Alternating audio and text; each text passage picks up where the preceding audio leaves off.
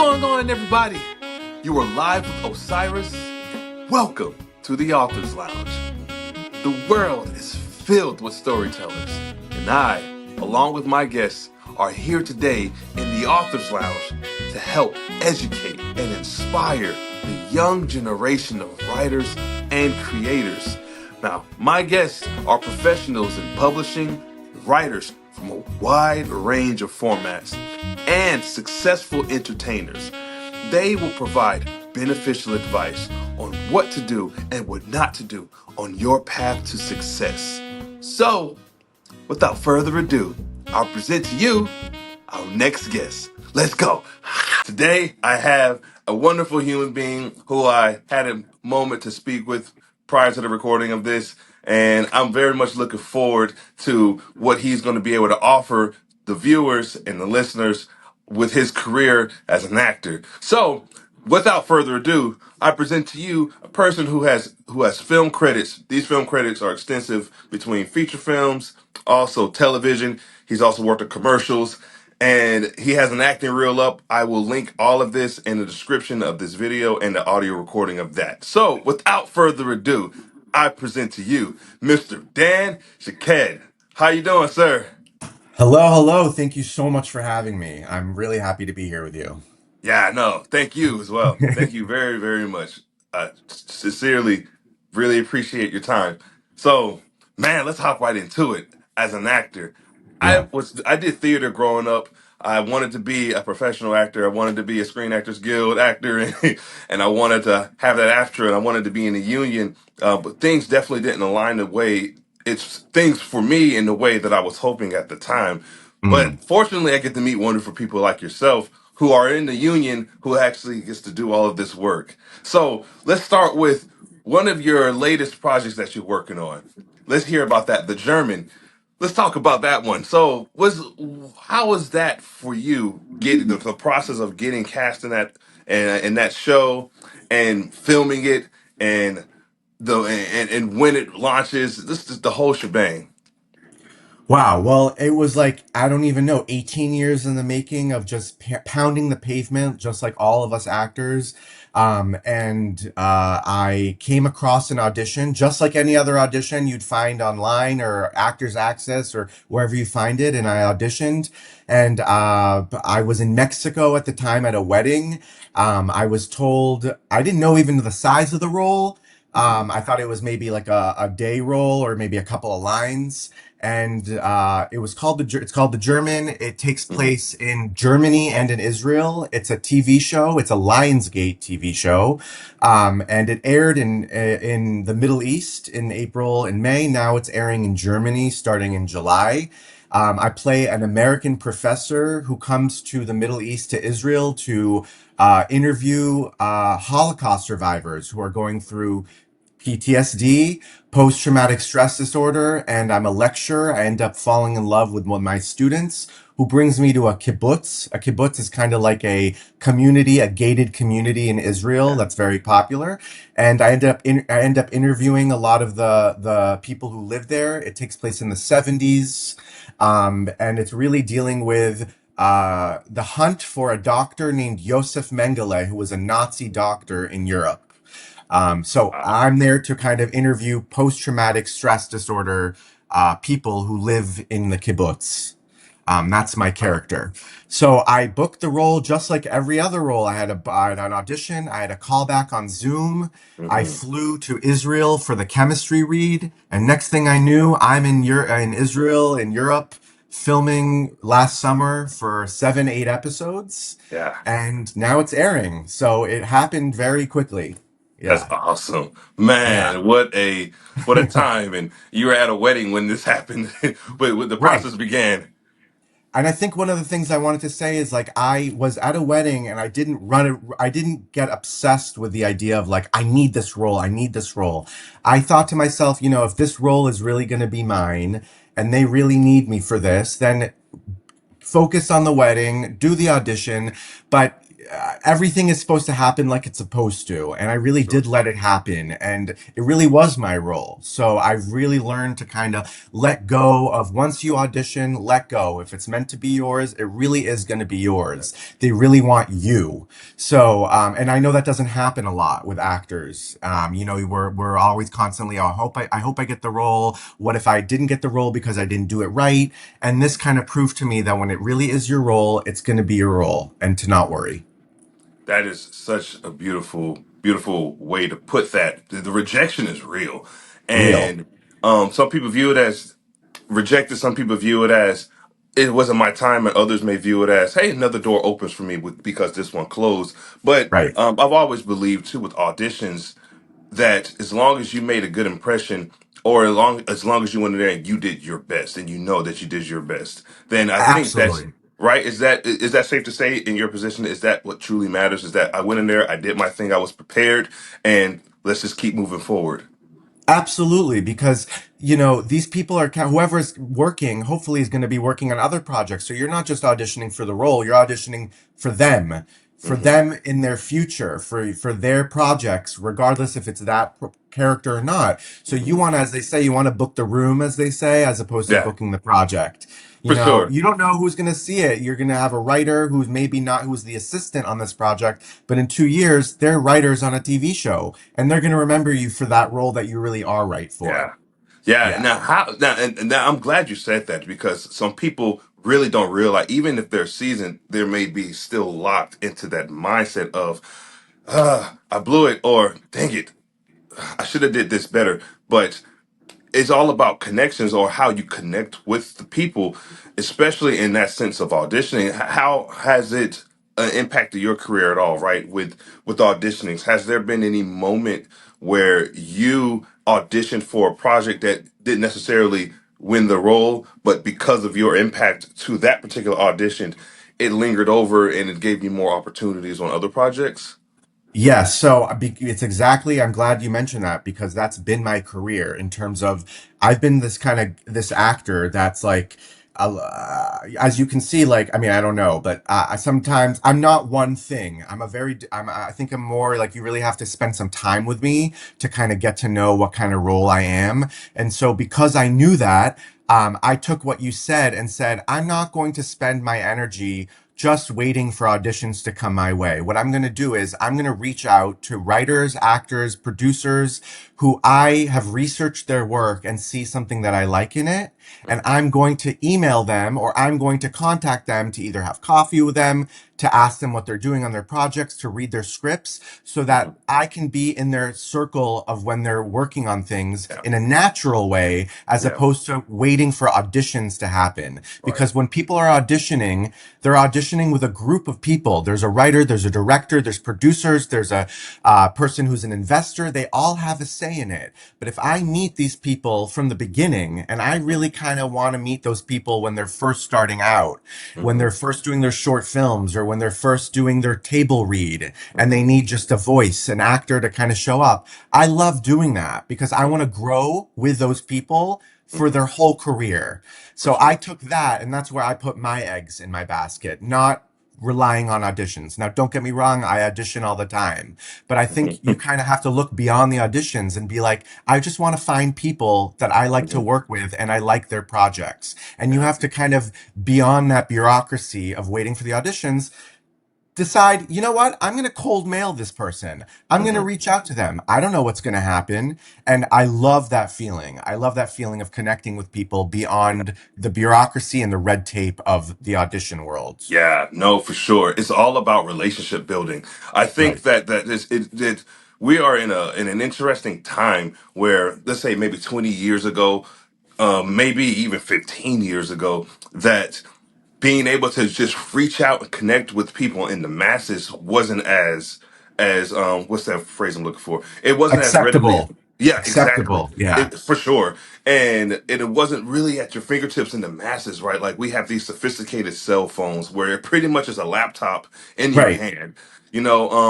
On the go, anywhere you go, you can reach out to whomever as long as you know how to do it. And I think it used to be back in the day, like 15, 20 years ago, where it's just maybe even a little longer, where the only real way to meet these people was to go out into events, or you might have to know somebody that knows another group of people that Right. invites you to come there. And to an extent, that's still the case. However, being able to be put into that case has been made much easier with the help of social media and a Exactly. couple of clicks on a cell phone that can get you to where you want to get to. And also being tenacious, having the courage to reach out to these people, like much like I did with you, reaching out to you Exactly. right through the internet and just, okay, man, especially when they have a resume, it's like, oh goodness. I don't want to waste anyone's time. I swear, my message is really clear in what I want to do to help people. But you never know if you're going to get it. One, if they're going to respond to you, and then two, if they do, are they going to shut you down? Because I'm always prepared for either one. I'm like, if they shut me down, that's fine. If they don't, yes, let's work together. Right, right. You picked up on something like kind of like the art of rejection, I think we're talking about, where I think Yes. you're getting good at it and I'm getting good at it too, because we are taking that risk by putting ourselves out there to people who don't know us. And a lot of people might be like, who is this person? Why is he contacting me? The more you do that though, I think you become desensitized to the rejection and more excited about those few people that are responding to you. And that's Yeah, all that matters, are those people that respond to you. that is so Um, well said, yeah. Yes. man. I think that there's something very cool when you reached out to me. I was like, this is the kind of guy I want to work with. And when I say work, I don't know what that means. Maybe we'll work on a project together. Mhm. Maybe we'll start a podcast together. Yeah. I don't know, but the excitement about the unknown is exciting to me. And the fact that you Yes. reached out to me, if you're doing that with me, I know that you're doing that with other people. And that shows Mhm. drive and passion and commitment. And I think that overrides other things in this business. No, for sure. And you hit it perfectly, man. Just it you and I'm actually getting the goosebumps right now. Just thinking about how this journey and how everything just comes to fruition, where you have a vision. Because this show that I'm doing wasn't supposed to happen because I was hearing this voice.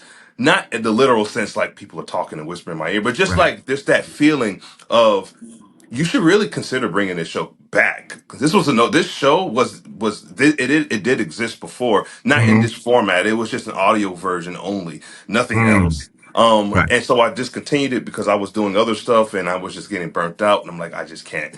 I Right. need to. Yeah. Something has to give, and it was this Yeah. show.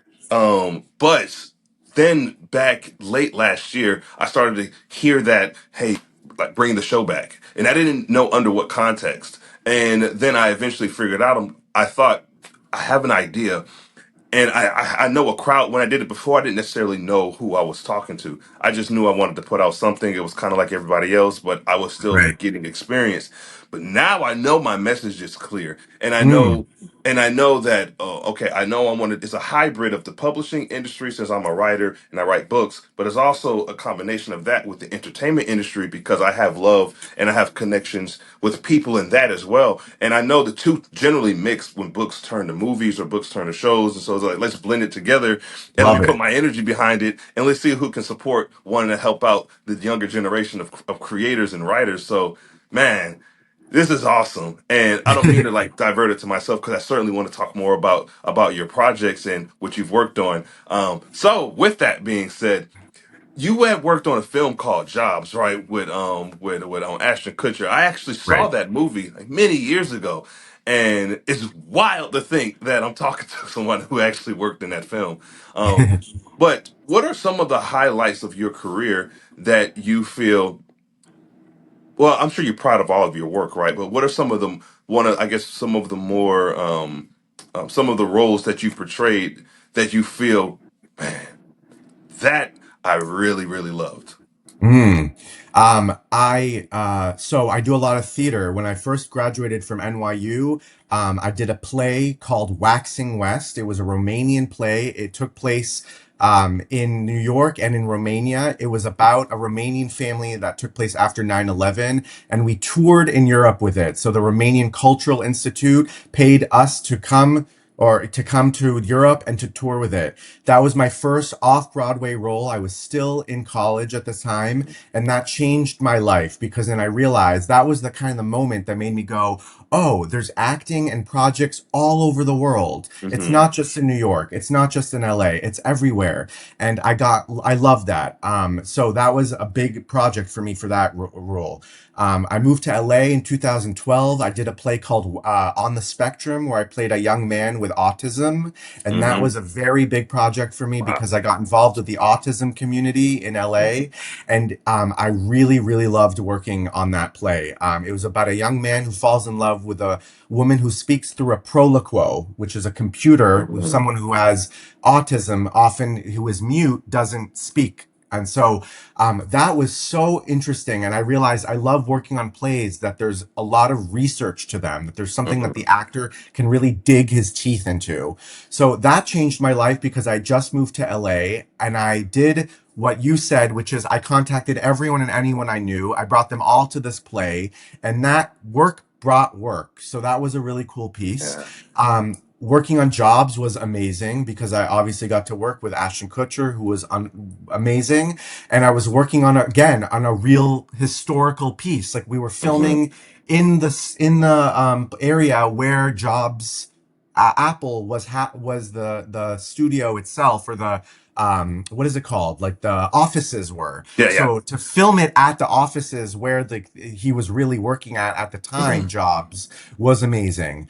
It was a period piece. We looked 70s and 80s and Yeah. kind of right when the beginning when things were happening. That was cool. I did a movie called How to Follow Strangers with Alana Glazer, who is an actress. I'm a comedian, and I loved doing that. That was a feature that took place in 2012, where we got to just improv. The director Mhm. threw us into the city, into New York City, threw us into random situations where people couldn't even tell if we were acting or not. So it was a little bit like Mhm. a hidden camera Yeah. where we're being so real. I played a canvasser where I had to canvas, and people thought that I was actually canvassing on the street. And there was a scene where Wow. I had to canvas, and a guy walks by me, and I get into a fight with him, and he starts hitting me. And nobody knew that it was acting because there Wow. weren't people around us. So Yeah. it was so real and I loved that. So that was a really interesting thing. And of course, the show that I just did, Hmm. and the guest stars that I did on TV. One of them was Mysteries of Laura for Hmm. NBC, which is a Deborah Messing show, Yeah. Body of Proof. And the reasons those are amazing for me is because I got those basically through my own doing. Like I Yeah. didn't wait for for somebody to give that to me. I took a bus to Boston to stand in line at an extras casting call at a regional office that had a few roles that they could possibly cast. And Mhm. those moments where I like really went for it without an agent or manager and kind of was like, I believe in myself. I'm probably crazy for doing this. But I got those roles. Mhm. Um, those were the moments, like changing roles. Yeah. Another one is another the last one is Gilded Lilies, which was a Yeah. Shonda Rhimes show.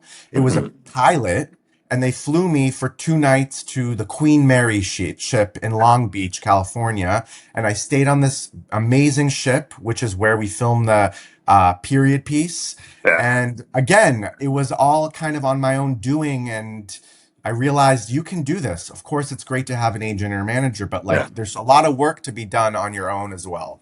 No, for sure, man. Wow. Wow. First, the autism piece. I have three children. All three of them are autistic, right? Like, in addition to what I was letting you know about, that is also another challenge in itself. 10-year Mm, old autistic. My twins, who are both three at the time of this recording of this video, they're 3 years old, and they have it as well. And it's been tricky trying to like manage it on such different. Thankfully, they're all verbal, so I didn't have those like difficulties with well, one of them we weren't sure if he was going to be verbal or not, and we learned he was verbal, then we had concerns of is he deaf, but he's not. So all three of our babies are all healthy, so thank goodness. But man, bless your heart right. for connecting with the community for that at the time, or I don't know if you're still in contact with the community. I'm sure. Absolutely. Yeah, I'm sure you were, but I didn't want to make any assumptions. But Right. man. So Eh, okay. Oh, go So ahead. I Go ahead. wanted the last thing I wanted to say about that, the reason that was such a big, such a memorable and life-changing piece was it was one of the few pieces that we had schools, kids, autistic kids coming from other states to come see Mm, this play because they had never seen an autistic character on stage, yeah. someone that they could relate to. Oh, he Exactly. acts like me, he behaves like me, he thinks like me, he laughs like me, he likes the same things like me. And these kids came up to me after the show crying and saying, this was Wow. amazing. Like this opened up something for them. And so Hmm. that's why I do act. That's why I act, is to make that change. And oftentimes people won't see that change. It'll happen at the backstage door where a kid is coming with his mother and the public won't know about it. But when I have those real moment to moments with those audience members, that's the reason why I'm doing it, is to make a change for those people. That's so powerful, man. You have such a good heart, such a good heart, and it's full of wanting to heal and wanting to entertain simultaneously. So, Right. right, with your films, right? I know we spoke earlier about, you did commercials, you did television, and and you also did like feature films. Right. Theater is such a place where I learned when I was doing acting, right? That if you're going to be an actor, like a thespian, you must do the stage. It'll only help you if you're a film actor or if you Mm. do acting within the confines of being behind a camera. But with preparation, right? Is your preparation any different in terms of your roles on stage versus your roles on a film versus a role for television? Because I know the three entities, though similar in terms of line memorization and coming Mm. off script, may be similar, but the preparation for each and the pace behind each different entity, what goes into your preparation as an actor when it comes to those roles and those three different entities? Right. So I think the one biggest thing is really not like I'm not choosing to prepare differently. It's the format that chooses for you to prepare differently in terms of Ah, timing. So I don't have a lot of time when I'm on doing a TV show. I might audition today and get the role tomorrow. And then in 48 hours, I'm on set doing the role. So it's mhm. not that I'm purposely preparing differently. It's the format it demands that Mm, you choose certain things and do certain things so that you can get it on time. When you're doing a play, I might have 12 weeks to prepare a role. I might be able to be on that stage that I'm working on for 6 to 8 weeks and choosing different things. And I get to choose to act one way with a character and choose a completely different way. And there's just so much more time. You don't mm, have that time on film and TV. So am I purposely preparing differently? No, it's that when I'm on film and TV, I have to collaborate differently. yeah. I can maybe work on a character on my own solo on a play for a long time. But when you're working on a film set, you're collaborating quickly, fast, and all the time. While in a play, you're collaborating, but you do have more time to individually work on your character, maybe with the Mm, director, or maybe just with one other actor for a much longer time. I see. So it's learning how to be a chameleon. It's not really Yeah. doing something different. It's just kind of like you said, like I have kids that I have to deal with, and then I want to do my career. It's kind of like putting on different hats at different times and Hmm. knowing how to do different modes. Am I preparing differently like my craft? No, the craft is always probably the same. It's just demanding of the technical aspects that I you have to see. be prepared for. But yeah, you go into it with the same authentic truth, trying to Mhm. do the same thing. You just have to kind of go through a different system because Yeah. that's the nature of it, Yeah, between film, man. TV, and Wow. theater. Yeah. That's such great advice. And granted, you're speaking from your experience, but that's also can be viewed as advice as well because when you go to different mediums, one might think that, okay, how do I prepare for Mm. this compared to, but really it sounds like it's just more about the format, adapting to the format, not changing who Yes. you are, not changing how Right. you prepare for it, but just adapting to the format in which you Yes. need to prepare for it. Is that safe to say? Yes. And then so sometimes it might feel like, wow, I had 12 weeks to work on this role. So like maybe my preparation felt different. It's not that it was different. You had more time so that Mm, more of you could prepare. but I'm not changing something about myself in order, Hmm. within the mediums. It's as much time as I have. Sometimes I can go on a set and I can prepare, but then on a film set, the director might say, you know what, we changed it. We're having you do XYZ in a completely different environment, and there's a new script, by the way. Hmm. So I couldn't even prepare for that experience. So Yeah. my preparation is to not prepare sometimes. It's just to be open. But the work is done, yeah, there's some script work that's done regardless if it's TV, theater, or film. You're still Hmm. doing the script analysis. You're still trying to find out what your circumstances are, what your genre is, what your relationship is. All that still stays the same regardless of the medium. Yeah. Oh man. Okay, that's good to know. And also, like when I eventually get back into doing that, I would imagine it'd be when I'm finished with the military and being able to then focus on doing that piece at least effectively. That's at the forefront. But I wanted to mention too. So one of the times, right, I had this guest on the show who was an executive producer out there in Los Angeles, and one of the things that he talked about the was Hollywood and how people within the confines of the Los Angeles area that's there specifically for work, they're upping and they're leaving because Mm, of the markets and these permits and cost effectiveness and how it might be much easier to film over there. They may come back and do post production in LA, but a lot of the times they're moving around. For you, right. right, actually being an actor, being in the trenches of the films in the film world, how much different has it been, if at all, for you with the market of Hollywood is with how Hollywood is moving a lot of their projects away from Hollywood and more independent filmmakers are coming up? Has that impacted you at all, or is there Right. no different for you? Right. So for me, I always took the idea that there's acting work everywhere, all over the world. Hmm. So of course we have this idea that like Hollywood is Los Angeles and that's where a lot of the studios are and certain things. But I have never kind of subscribed to that because the projects that I always found that kind of inspired me, but also career wise moved me forward didn't matter where it was. It's not like, well, things are moving out of LA, so it didn't matter. And also, things are always going to change. So it's almost like nothing means anything anymore and just find the work. It I doesn't love that. matter. If it's in Toronto or Vancouver, when I'm in New York, I'm still looking for work in Europe. When I'm in Europe, I'm looking for work in LA. It doesn't matter really where it is. Also, like, the person might be in LA, but they might be filming in Montana. Hmm. So it might be better to be in Montana because the film that you just don't know where things are going to be, and there really is theater, film, and TV everywhere now. And like you said, it's about contacting people and finding people that you like to work with, and Hmm. ultimately you can always get a bunch of people that you like to work with at a place that you want them to work at if you want them to. So this idea of like moving out of LA and there's things are moving all the time and I never place my bets on anything too permanently and never think like, well, you have to be in LA. A lot of the time things are on Zoom like we're doing right now. And Yep. so if I need to be in LA, I can be in LA. If I need to be in New York, will go to New York. If I need to be in Uzbekistan, I'll go to Uzbekistan if there's the right role for the right project.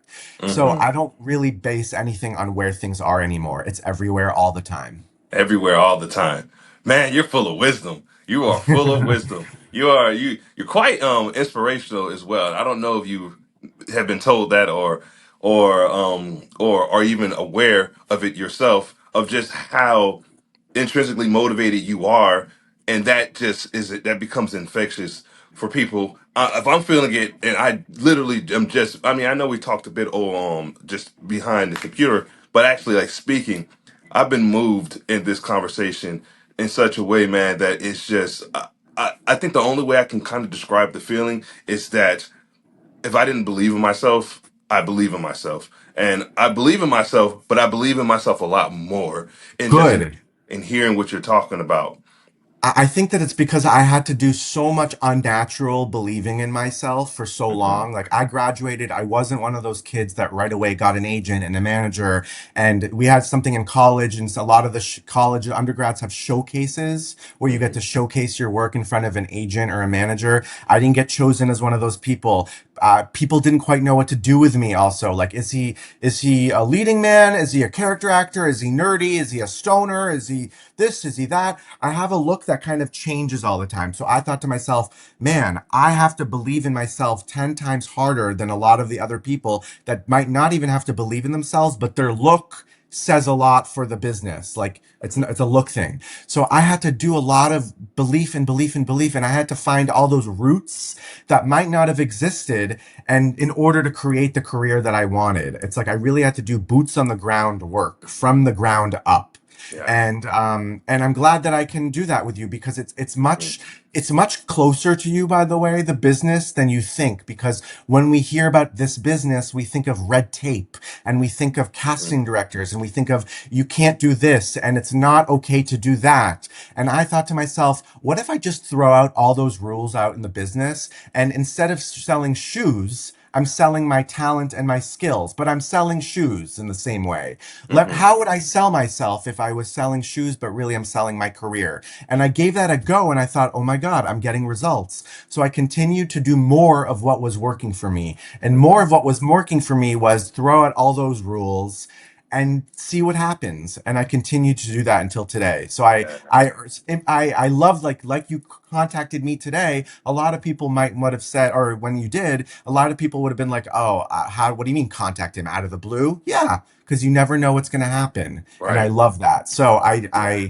I hope you continue doing that and take that Oh, little yes. piece with you. Yeah. Oh, absolutely. No, no, for sure. I will absolutely continue on that path. To me, is what's the end goal, right? And I don't necessarily know there's an end point. I say end goal.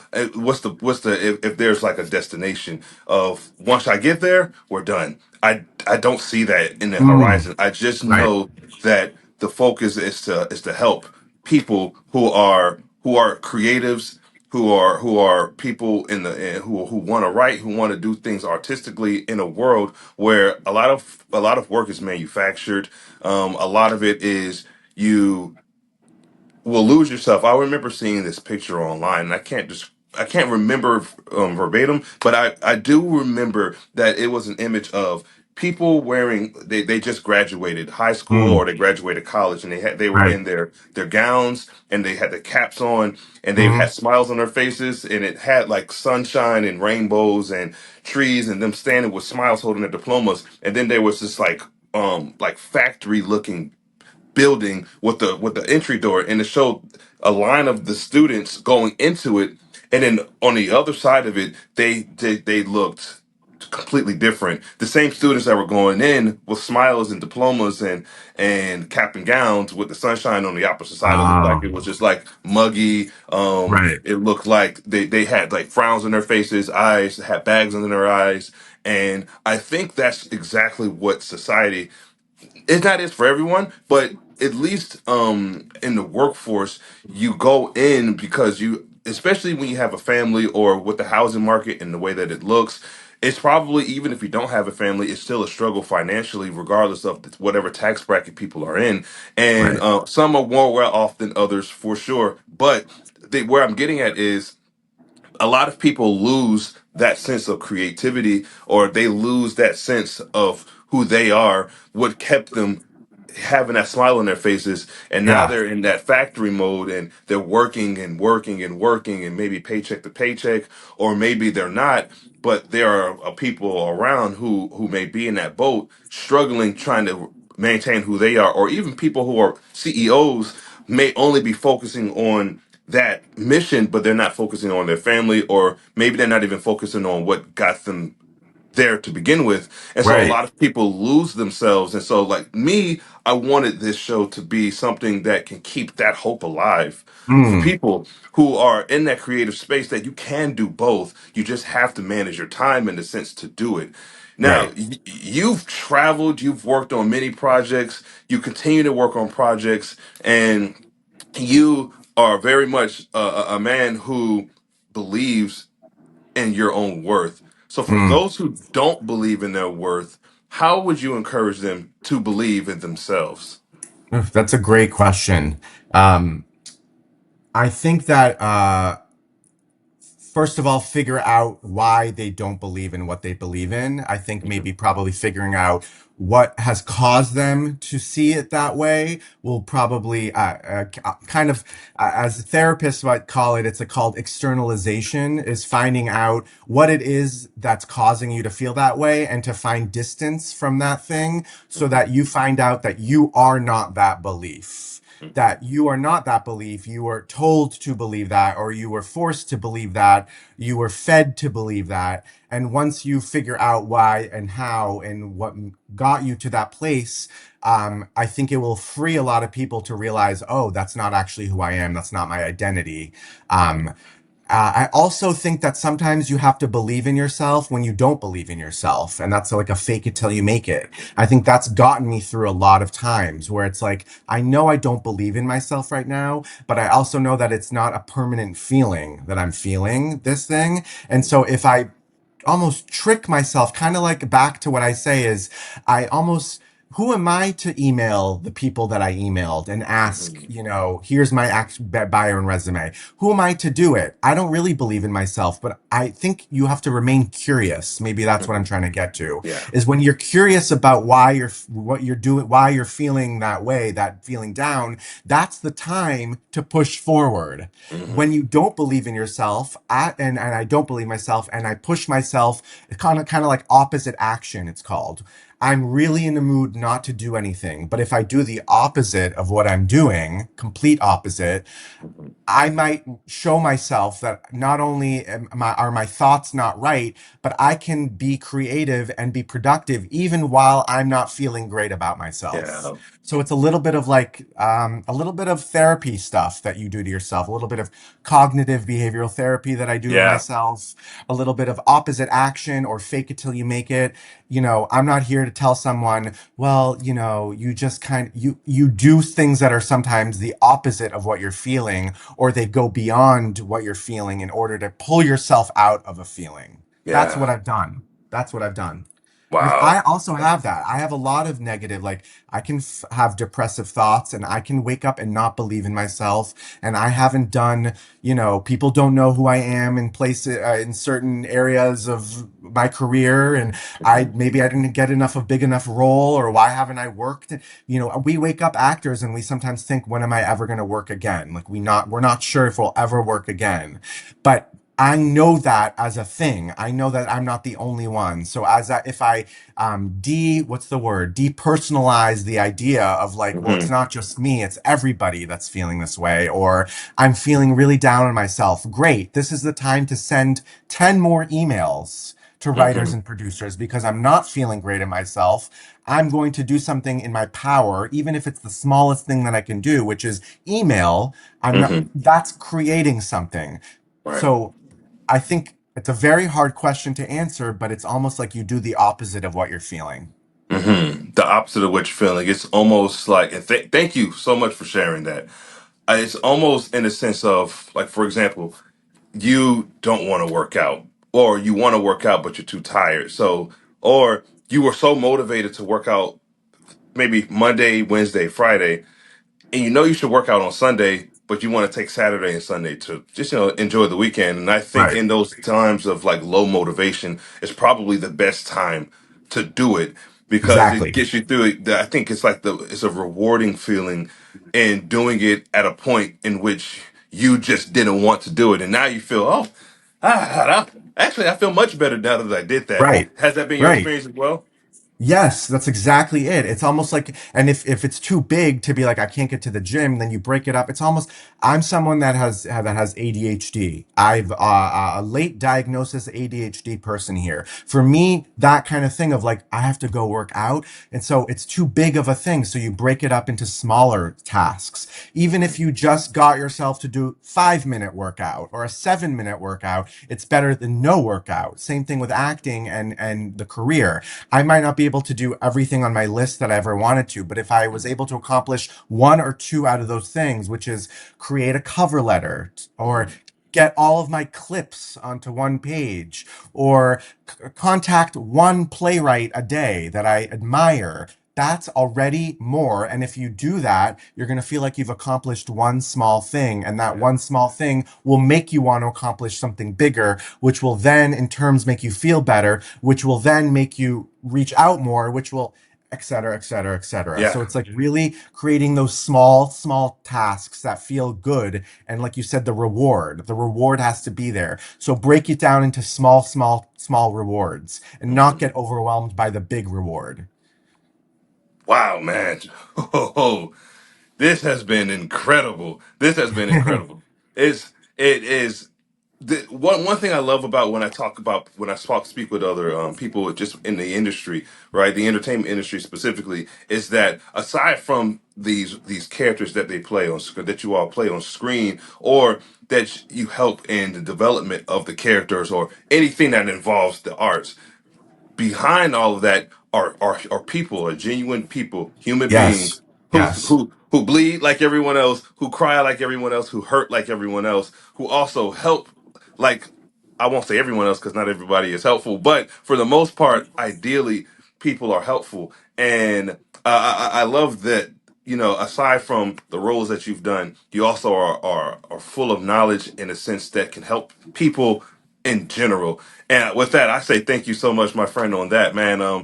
I know we're coming up on a 40-minute mark. So, any closing remarks before I let you go? I say if people don't, I say that you have to create your own path. And when you explain to people the path that you created in order to get there, it's probably not going to make sense to people. If you're doing it right, it's not going to make sense.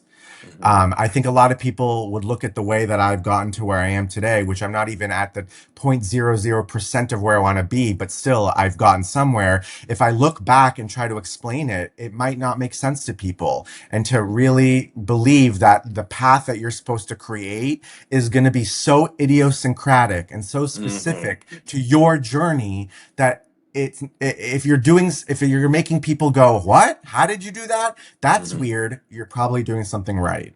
That's Yeah. how I feel. Oh, yes. Ah.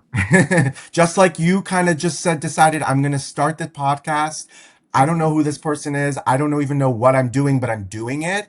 Yeah, That seems means that you're doing something right to me for because sure. you're creating something and you're on the way to knowing what that is, but you don't even know what it is. And eventually you Right. will know what it is. And No, you for are sure. doing it. So there you go. Like you did something right, but the way that you did it is not the normal way in terms of what people might think that is what to do. But you did it. And that's how you create things, I think. You Thank just you. collaborate with other people like yourself.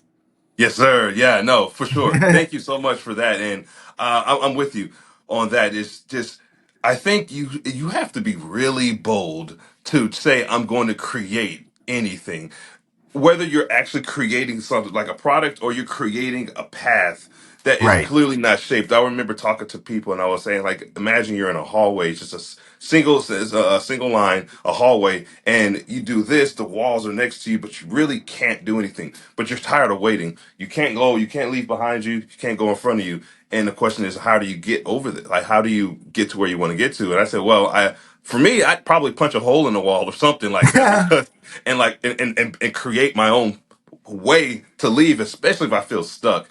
Maybe not the same probably can't be said if you're in a car trapped in traffic at a gridlock.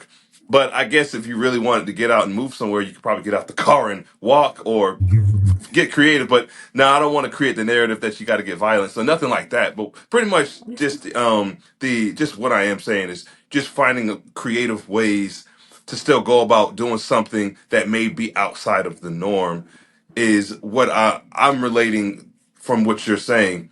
And with that, I say thank you so much. Thank you. Thanks for having me. Yeah. Yeah, man. Thank you. Hey, thank you all so much for taking the time out of your day to tune into today's episode. Dan has been wonderful. Continue. I'll make sure I'll link all of his film credits through his IMDb page. Probably the best one to link in terms of you Yeah. all seeing all of his credits. I will also link some information in which you all can watch the show, The German, and Where is that available again? Which is it on the streaming service? Right. So it's a Lionsgate show. It just premiered on Yes Drama, which is a Middle East network. Now it's on Magenta TV, which is a streaming platform in Europe, in Germany. And Lionsgate has announced where it will drop in the US, but it will be on some big platform in the next, hopefully, 6 to 12 months. And I will let you Perfect. know. Yeah. Okay. Okay, perfect. But in the meantime, if you're all in those locations that he had mentioned and you can watch it, feel free. Otherwise, he does have other projects you can check him out in if you would like to see him. And again, that will be linked in the description of this video and the audio recording of this. So, hey, thank you all so much again. You all take care. I'll catch you next time.